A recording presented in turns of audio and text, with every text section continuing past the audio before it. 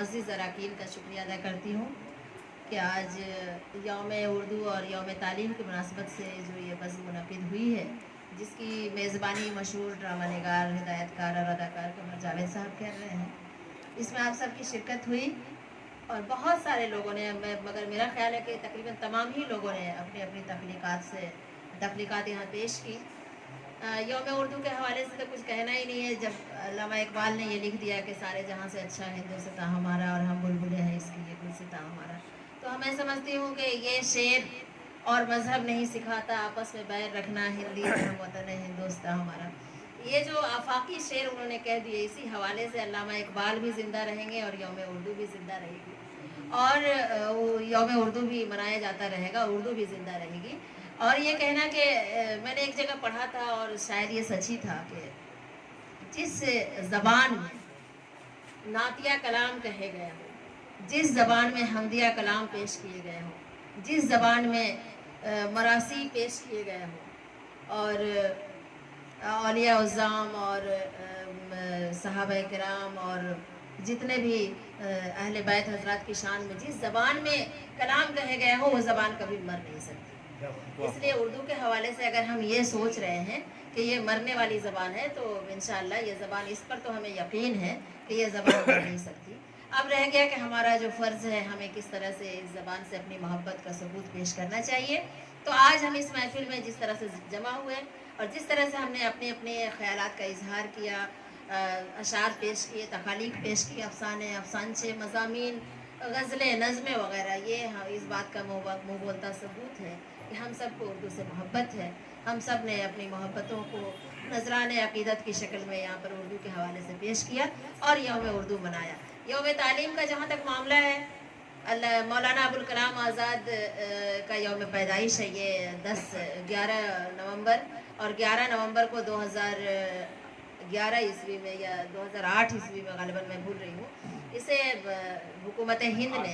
हुकूमत हिंद ने इसे यौम तालीम, कौमी यौम तालीम के तौर पर पेश किया। और इसके पीछे सबसे बड़ी वजह जो है वो ये है कि मौलाना अबुल कलाम आज़ाद जो थे वो हिंदुस्तान के सबसे पहले वज़ीर तालीम थे और वज़ीर तालीम बनने के बाद उन्होंने जो हमारे सामने जो तरक्की का जो जाल बिछाया इल्म के हवाले से, तालीम के हवाले से, उसमें एक बहुत बड़ा कारनामा है यूजीसी, यूनिवर्सिटी ग्रांट कमीशन।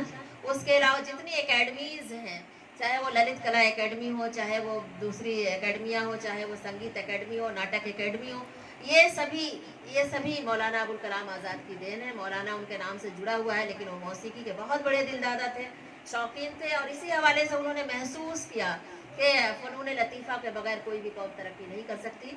और हिंदुस्तान उस वक्त जिन हालात से दो चार था, वैसे हालात में फ़नून लतीफ़ा की अशद ज़रूरत महसूस हो रही थी। दूसरी तरफ जो बहुत बड़ी ज़रूरत महसूस हो रही थी वो साइंस और टेक्नोलॉजी की तालीम की।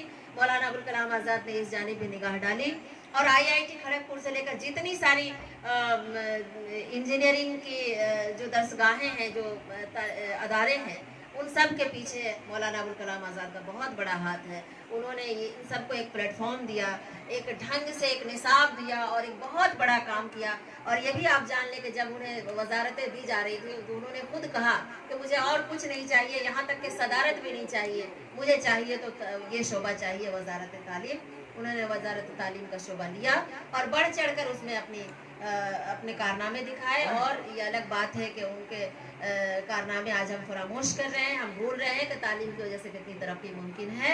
बहरहाल आज के इस मौके पर, यौम तालीम और यौम उर्दू के इस मौके पर, इस सुनहरे मौके पर, हम इन दोनों मुहिब्बान वतन को और मुहिब उर्दू, मुहिब तालीम, इन सब को खराज अक़ीदत पेश करते हैं।